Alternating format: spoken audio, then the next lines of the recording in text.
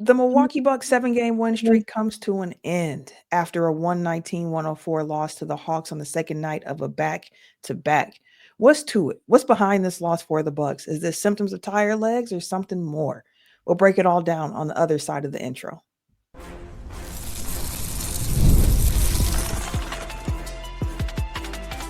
You are Locked On Bucks, your daily Milwaukee Bucks podcast, part of the Locked On Podcast Network, your team every day. What it do? Welcome to Locked On Bucks, part of the Locked On Podcast Network, your team every day. I'm Camille Davis. Joining me is Frank Madden, founder of BrewHoop.com, longtime voice of the pod, and we appreciate you for tuning in, and we thank you for making Locked On Bucks your first listen every single day. We are free and available wherever you get your podcast, as well as on YouTube, and you can also find us in newsletter form as well. Head over to LockedOnDaily.com and sign up for the Locked On Bucks daily newsletter. It's a one-stop shop for ultimate team and league coverage delivered right to your inbox. Today's episode is also sponsored by FanDuel.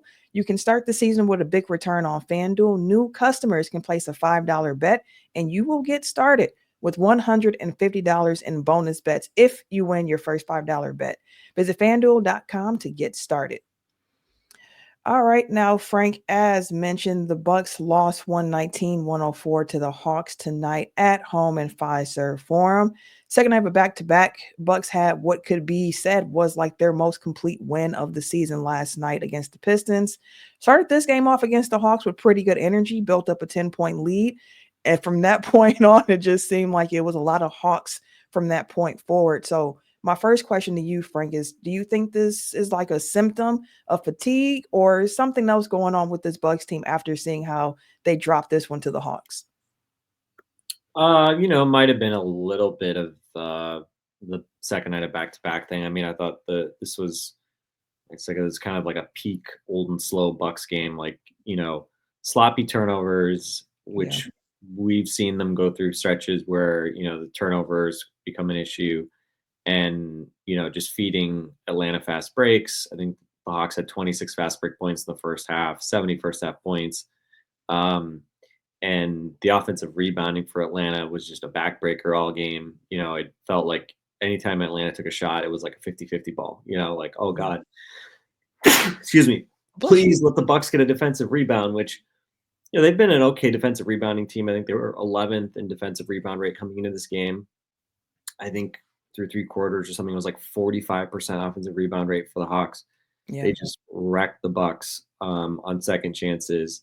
And, again, like, sure, probably fatigue, being old doesn't help, but being slow every night doesn't help either, probably in these situations. And probably Atlanta just, I think, brought out kind of the worst in some of the Bucks tendencies, because I thought if the Bucks were going to have their winning streak snap, I thought it was going to be like, oh, they're going to have like, Justin and I were talking after we podded last night. Justin was like, they're going to lose this game. And I was like, yeah, I mean, this feels like, it could be like a 9 for 41 shooting night. Yeah. And I mean, they shot 15 of 45, which isn't great, but Atlanta was worse, worse than that. Yeah. Which didn't feel like it, because it felt like the Hawks got a three whenever they really needed one. Bogey and DeAndre Hunter hit some threes that were kind of tough and kind of kept the Bucks at arm's length in the second half in particular. But that wasn't why the Bucks lost. They won the 3-point shooting battle again tonight. They won that math game, but they lost the other math game, which is if you let the other team take way more shots than you, then you're going to be in tough shape. I mean, the Hawks took 103 shots tonight. The Bucks took 78. And of course, part of that is free throws. The Bucks were plus 13 in terms of free throw attempts, but Giannis missed so many free throws by himself that they were only plus 3 in terms of free throw makes. So, I don't know how you can overcome that type of differential, right? If you give the other team, take the three additional free throw makes you had, and then you have to overcome 25 more shots. I mean, you have to just shoot so much better than the other team when that happens. And, credit, they played better defensively in the second half. They did. Had 70 in the first half and only 49 in the second half. But, especially in that fourth quarter, I mean, they had a bunch of chances to kind of make it like a 2-possession game. just, Kept missing. we're just firing blanks, and that's where, maybe the lack of legs on the back-to-back maybe comes back and feels like it hurts you a little bit. But, it also underscores, like, this team does not get offensive rebounds. Bucks Mhm. consistently never crash the glass. Whoever does crash the glass doesn't get second chances.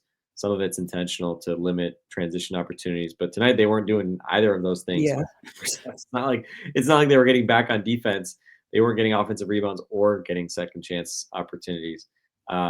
So yeah, it's just a bad game that I think sort of exposed some of the Bucks' kind of fundamental flaws in terms of the lack of speed and quickness, and Mhm. just some plays that I think you look back, like Jalen Johnson after a Giannis free throw miss, just dribbling through five guys, and Finishes. finishes for a layup. That play where Dame, AJ, and I forget who the third guy was, but like three guys like see a ball bouncing towards the free throw line, and all of them start running down the court. Nobody picks up the damn ball, and Jalen Johnson then gets a 3-point play out of it. That felt Yeah. like the biggest backbreaker of the night.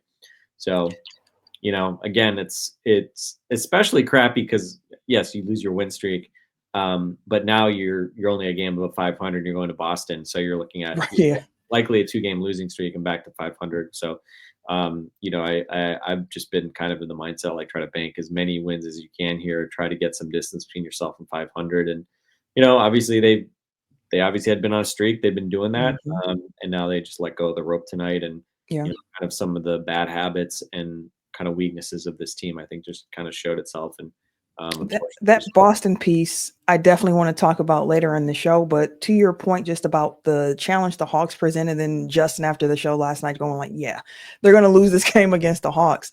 The Hawks coming into this game, I thought was going to be an interesting challenge because they do some things well that the Bucks tend to struggle with. And you've already highlighted a lot of them. Like coming into this game, the Hawks were third in transition frequency, seventh in offensive rebound rate. They were sixth in turnover percentage. So, like, they like to force turnovers. They like to get out and run, and they're going to look to crash for second chance opportunities. And you saw that against the Bucks. To your point about the 26 fast break points the Bucks gave up in the first half, that was the most fast break points scored in a half in the entire NBA so far this season. So, like, that just shows you how much the Hawks were running on the Bucks early on in this game. And it was just a weird flow. Like they came out with really good energy. They were up by 10.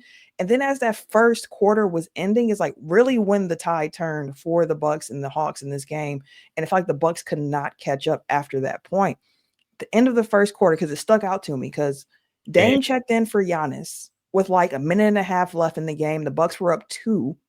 And then it was a Bobby Portis turnover, 3 Dame turnovers in a row before they got a Brook Lopez dunk to end out that quarter to only be down by 3 instead of 5 at that point. So it was one of those things where you're watching and you're like, this just doesn't feel good. And then the second quarter starts, you're still seeing them not be able to really catch up.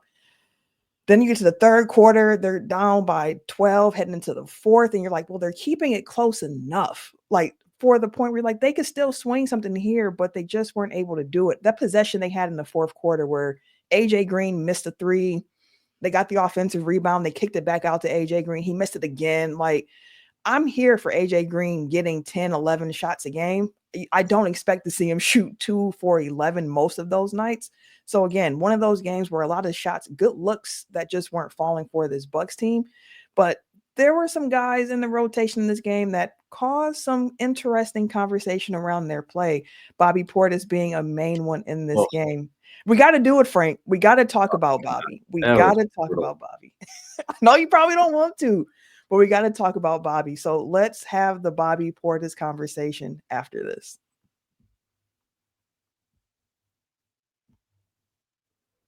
The holidays can be a joyous time. They can also be a time that encourages you to spend a little bit more money than what you got. Trying to make sure you got the right gifts under the tree can be a lot of pressure. So, like, I know I can't be the only one who's ever had too merry of a Christmas when it comes to how I was spending out of my pockets. And I feel like we've all been there, spending a little bit more than we should during the holidays. So, I need to tell y'all about Chime Financial because they can help you take control of your finances by using a Chime checking account that have features like no maintenance fees, fee-free overdraft up to $200, or getting paid up to 2 days early with direct deposit. So join millions of Chime members who are working on financial progress. You would set up a direct deposit in your Chime account. After a qualifying deposit of $200 plus, Chime will notify you to enroll in Spot Me with an activated debit card. Chime will spot you up to $200 if you exceed your balance. Then your next direct deposit is applied to your negative balance, and Chime never charges fees or interest for using Spot Me. So make your fall finances a little greener by working toward your financial goals with Chime. Open your account in 2 minutes at chime.com/MBA. That's chime.com/MBA. Chime. Feels like progress. And now some mandatory disclosures. Banking services and debit card provided by the Bancorp Bank NA or Stride Bank NA, members FDIC. Spot Me eligibility requirements and overdraft limits do apply. Boosts are available to eligible Chime members enrolled in Spot Me and are subject to monthly limits. Terms and conditions apply. Go to chime.com/disclosure for the details. All right, Frank. Bobby Portis. Only 18 minutes, I believe it was, for Bobby Portis tonight. 2 of 6 from the field, 5 rebounds, a tech on his way out, and some questionable defense from Bobby Portis in this one. Do you think there's a better way for the Bucks to utilize Bobby Portis, or is this just a situation where the minutes need to decrease for him? Because Bobby has a big role on this team, being that third big and the 3 big rotation for the team. I do think that once Chris Middleton comes back, you could see his minutes drop a bit with some more Chris Middleton small ball 4 lineups, so on and so forth. But Chris ain't here right now, and this is the rotation that the Bucks have. So, like, do you think that the Bucks have a Bobby Portis problem, or is there something they can do to just kind of better utilize his skill set? I mean, they definitely have a Bobby Portis problem in the sense that he hasn't played to the level that we've seen these past few years so far this season. And, there's been signs of life, I would say, over the last few weeks. But I mean, tonight was just brutal, right? I mean, the first half, Yeah. it felt like repeatedly, like it was always him ending up as the last line of defense. And, not trying to going to work out very well, right? If Yeah. he's the last line of defense. Not all of that is his fault, but problem is if he's not scoring, like, it's just so tough to justify keeping him on the court. And I mean, that fourth quarter, I think he hit like one long two, which was, it figured that the one shot he made, which should have been a three, he ended up having a foot on the line and ended up being a two. But, I mean, you talk about defensive rebounding problems, Yeah. he, he was getting beaten for offensive rebounds. Um, he wasn't scoring. He wasn't doing anything with the ball, repeatedly lost it. And, basically gets like punked / escorted off the floor in that weird play with, I guess it was DeAndre Hunter, right? Who kind of just Mhm. like face guarded him into the first row, essentially. Strange play on I think it was a made shot by the Bucks, actually. Deep 3 from And Dame. yeah, and I was like, as it happened, I was like, oh, hey, let's toss them both because that helps the Bucks if Yeah. Bobby and DeAndre Hunter are both getting tossed. Instead, there were no techs. It was kind of interesting, right? I don't think there was any tech given on the Not until ball. Bobby kept talking. So they kept going at it, and then whatever it was, a couple possessions later, he's finally getting pulled mercifully to bring Giannis back, and he ends up getting a tech on the way out. So it's just like great, good little present. And it felt like there were a few possessions there where he was screwing up, and then Brook Lopez was having to block a shot on the other Mhm. end. Like had a couple plays where Brook was like the last line of defense in transition and had 2 big blocks to kind of keep it close for the Bucks. But yeah, I mean, again, like I mean, we saw the Bucks go small late in this game. I think, on a night like this where you can't get an offensive rebound when you do have size, Mhm. like the What's the point of size yeah, then? I mean, I felt like their small lineup was too small, and you kept seeing time after time again, it just ends up Giannis switching on to Trae Young at the top of the key, and then you're functionally even smaller because your only big guy is 25 Mhm. feet from the basket. So you create all sorts of mismatches down low and in terms of boxing out and getting rebounds, things like that. So I mean, that didn't really do a whole lot either, right? That wasn't some sort of magic elixir. I think again that going small, I think there's situations where that can work. I think Andre Jackson only played 11 minutes tonight. I think obviously a lot of that was because the feeling was they needed an offensive punch. The Bucks, when especially in the early third, when they go down really quickly, I think AJ Green came in at that point. But unfortunately, AJ can't shoot 50% from three every night. So again, I'm not going to sit here and say like AJ Green needs to be chewed out or something like that. I mean, They were good looks. he went over 5, then hit a couple threes, I think in the third quarter, I want to say. And then unfortunately kind of went back to firing blanks there in the fourth quarter with kind of had lots of company in doing that. So, yeah, I mean, I wouldn't say like a burn the videotape type game. I mean, the Bucks hung around, right? I mean, they didn't just throw in the towel when things kind of went bad. But yeah, I mean, just some of the lack of competitiveness in terms of the rebounding and certainly the transition stuff in the first half in particular, was just again like you just can't give up 70 points and a half, especially when a team doesn't have like some crazy shooting performance, right? Like at no point, I think the Hawks were 5 of 12 from three in the first half. It's like if you're give up 70 points, that means like they're just running up and down the floor on you, getting layups, and so it felt. I think you look at the box score, maybe not the offensive rebounding quite so much, but it felt like more kind of one of those like Pacer games from last year where you just kind of got boat raced a bit. But you look at the box score at the end of the day, like the advanced metrics, the Hawks only had a 114.5 offensive rating. It's not like they blew the Bucks out of the water or something like that. The problem is the Bucks had 100 offensive rating. Yeah, they couldn't get anything going themselves. Yeah, and basically they had been for 2-3 straight weeks. They'd been up at like 120 or above pretty much every night. And we saw it tonight. The 3-point shot wasn't there, and they were really sloppy with the ball. Lots of turnovers. Whatever it was, 18 turnovers. Giannis was 15 on 26 from the free throw line, which isn't actually bad by his season free throw standards. But like that fourth quarter, he split every free throw. Everything. Yep. Every trip he split, and they needed to not be splitting free throws at that point because they were trying to make up deficits. So, yeah, and Giannis too. I mean, he missed some layups. It felt like a little bit again like he's Giannis, so he puts up 31 points on 14 shots regardless. Right. But this wasn't sort of peak Giannis either. Did he hit any jump shots tonight? Last night was kind of his mid-range. I feel like he didn't in this one. Maybe one. Yeah, maybe one, but it was not a game where he looked like he was kind of comfortable getting to kind of any of those mid-range spots. So, Dame was effective shooting it. I think he was 5 for 9 from three, but unfortunately, he kind of wasted a good Dame shooting night at least. And again, like now you kind of need to get right and see if you can steal one in Boston on Friday night because this one obviously is one that's a home game against a team that's beneath you in the standings. And now I think are they like pretty much even or maybe slightly ahead of you in the East now? I think they came in at 500. Yeah, they were 11-11 coming into this game. So now they're 12-11 right behind the Bucks. Yeah, so percentage points behind the Bucks, kind of even in the games behind standing stuff. So not a game you want to lose. But as Justin kind of alluded to, perhaps not a surprising one, just sort of given the circumstances. Yeah, I don't think it's necessarily a surprising one. I'm glad you brought the Ajax minutes in this one as well.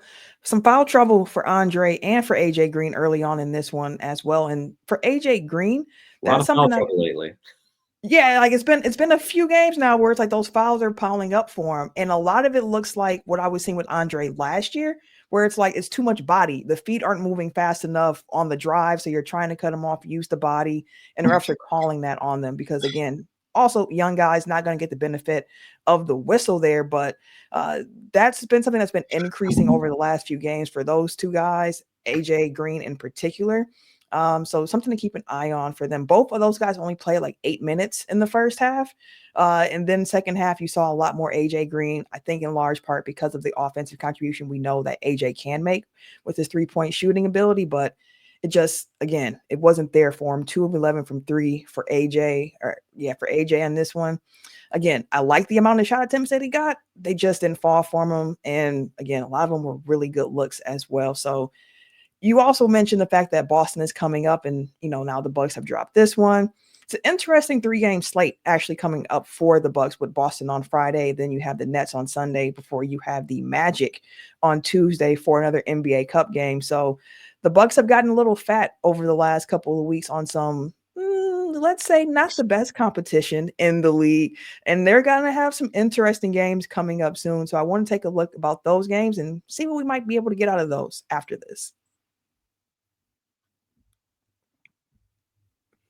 Get in on the action with FanDuel, America's #1 sportsbook, because right now, new customers can bet $5 and get 150 in bonus bets if you win. The FanDuel Sportsbook app gives you everything you need to place live bets on the NFL all in one place. And we are getting to that stretch in the NFL where we are clinching playoff seeds. It is intense football right now. So you're watching the game. If you get a hunch in the middle of the game, middle of play, something happens, you can check out the latest stats, view live play-by-play, and so much more on the same page where you place your bets. Just visit fanduel.com to join today. You'll get started with $150 in bonus bets if you can win that first $5 bet. That's fanduel.com. Never waste a hunch and make every moment more with FanDuel, an official sportsbook partner of the NFL.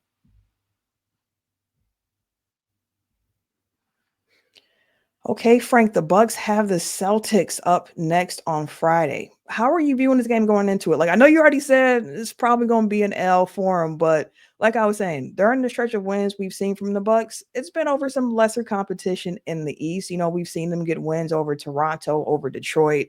Houston was probably their best win over this stretch here. You had the Chicago, the Pacers, the Hornets, the Heat, the Wizards, the Pistons. They lost to the Hawks tonight, and now you have the Celtics coming up on Friday, a primetime game on ESPN for the squad. How are you viewing this game for the Bucks? Because to me, this is just a measuring stick game for them at this point. After seeing them put together a good stretch of basketball against, again, some lesser competition, seeing the defense improve, seeing the rotations a bit sharper, Boston is a team that is really going to test them on that, especially those defensive rotations, because they love to try to draw and kick, get that attention defensively and kick out to the open 3-point shooter. So how are you looking at Friday's game?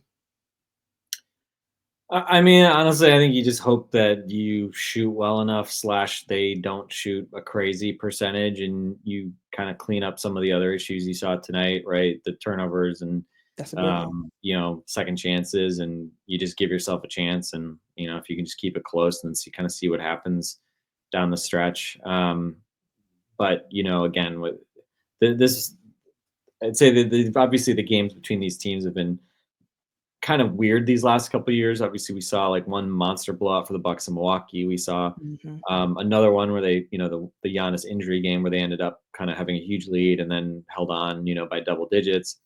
And then the road games last year were weird because, they got down big and then they came back and, nearly had a chance at the end of both of them. So I don't know. I mean, the difference here compared to the early games is Porzingis has returned. I expect he's going to play on Friday. And so obviously that kind of puts additional pressure from a perimeter spacing perspective, on the Bucks in terms of trying to keep Brook out there and protect the paint. So that's probably the piece I'd probably be most concerned about is just, how do you make sure that you can kind of contain him? I think we'll see what the Bucks do, right? If, they've put Giannis on Drew at times and sort of pretty much kind of dared Drew to be a guy that beats them with 3-point shots. It's pick your poison with them. And so I think by definition, if you're playing kind of the lineup you want, this is where you'd love to be able to have Chris and be able to play smaller because, then you at least give yourself some more options. And I would say this, I think the thing, I don't think we saw Ajax in those small lineups late. I think Ajax is a guy, for all of maybe the offensive kind of gumming up the work type issues he has when Giannis is on the floor. I think he's probably a guy that you would really want out there in a small lineup just because he is so switchable and he's kind of just a havoc creator. And when you're small, I think you need guys that are just going to go get the ball, whether it's, deflections, switches, whether it's, shot goes up and you just need all hands on deck to try to grab a rebound because you don't have, as many big bodies out there to box out. So, I think it's going to be a game where it will be interesting. I think last time we saw Ajax against the Celtics, he got benched for most of the game because of the how they were playing them off defensively. Yeah. So, I think the the expectation is he'll start, right? Because he's been starting, and that's sort of I think they're comfortable just sort of saying, all right, if it's not working, we'll just go a different direction. So I think we'll see a lot of him, and I think we'll see a lot of AJ Green. I think they really need a big game from AJ Green. They're going to need the Dairy Bird to combat the Celtics. All the kind of like semi-unathletic white shooter dudes. You got to fight fire with fire a little bit. So it would bring me great pleasure if AJ Green can outduel Peyton Pritchard from a 3-point shooting perspective on Friday, because it seems like Pritchard he's been cooking. Yeah, I mean, he's looked like I don't know, freaking Reggie Miller when he plays the Bucks. Shooter here of late, right? I mean, I get nervous when he gets the ball 50 feet from the hoop with the second left in the quarter, right? We've seen him. We see him hit him down. We've seen crazy late clock and quarter end sequences and stuff like that. So yeah, I think I just hope that Giannis and Dame come out to play and the other guys kind of follow suit. And again, like this game truly does feel like, I don't know that you can beat them without out shooting them, because that's just such a built-in kind of part of their whole DNA is just getting threes up. And so you just hope that they don't have a great shooting night. And I think for the Bucks, obviously they've been very 3-point shooting dependent of late. Not maybe what people get excited about. Performance is having it be a 3-point shooting contest, but that certainly feels like it could be the case here for this game. And I think it's a good test for Dame in the sense that you've got two all defensive caliber guards and Drew and Derek White. And I am interested to see kind of how the Celtics defend Giannis again. We've obviously seen Drew defend him a lot, which kind of nukes the logistics of the Dame Giannis pick and roll when you just have Derek White and Drew Holiday switching between the two of them. But I think if that happens, then I think you have to, try to work, Giannis against those small guys, and Giannis he's just got to eat up space and just kind of take those guys and use that size advantage. But again, then the challenge is you've got, you can kind of keep Porzingis, whoever kind of behind him, but we'll see, right? I think, like thinking it through, right? Like if Ajax is out there, you just put Porzingis on Ajax, right? And do that. But but if that's the case, I think that's also the thing though, too, is you have to really kind of, it's not like he's the first guy that's ever been a non-shooter or, been a non-offensively talented guy that's had to sort of figure out ways to fit in.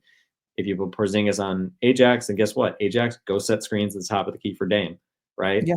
We've seen that happen before too. Right. And I think that's one of those things too, for me, when we talk about the Porzingis matchup, I think that becomes kind of prime Dame attack mode, because Porzingis is a great shot blocker. He's a good defender in that regard. But he doesn't want to play 25 feet from the basket. So if he's guarding Brook, then I think you set a lot of Brook screens at the top and let Dame try to get downhill, put Porzingis into space. He's coming back from, a leg injury, and just kind of make him have to move and have to come out further than he wants to. So, we'll see. Hopefully all eyes on the Bucks. It'd be nice. What are they, 1-7 against teams above 500 this year? It's a battle. And obviously most of those games happened before they kind of got their started figuring it out together. But would be a good time to start trying to work that record back into a better place. They're kind of due a win against an actually good team. They've had some close ones, and obviously the second game in particular, they played the Celtics tough, but horseshoes and hand grenades, Camille. That's the only time close matters. Yes, sir. But I agree with all your points. I'm really looking forward to seeing that the defensive matchup as well and the switching, because even with the Celtics, without looking at Derek White and Drew Holiday, if you just so happen to get switched on a Tatum or Brown too, it's still like a bigger defender who can cause you some problems. The Celtics are just, the way that squad is put together, they just are mismatch problems all across the board. So one thing I'll be looking for in addition to the matchups that you mentioned is just the playmaking aspect from Dame and from Giannis, because we have seen in games where they're able to get those assist ups and get other guys involved. Good ball movement, they tend to be the crux of that. Again, ball's in their hands a lot. So that's a big piece of it. But when they're able to make the right passes on time, which I thought against the Hawks tonight, some of them were a little slow. Guys are open and the ball's just not getting to them quick enough. So again, playing with the right pace, not being casual. We talked about how that first quarter ended for the Bucks with 3 Dame turnovers.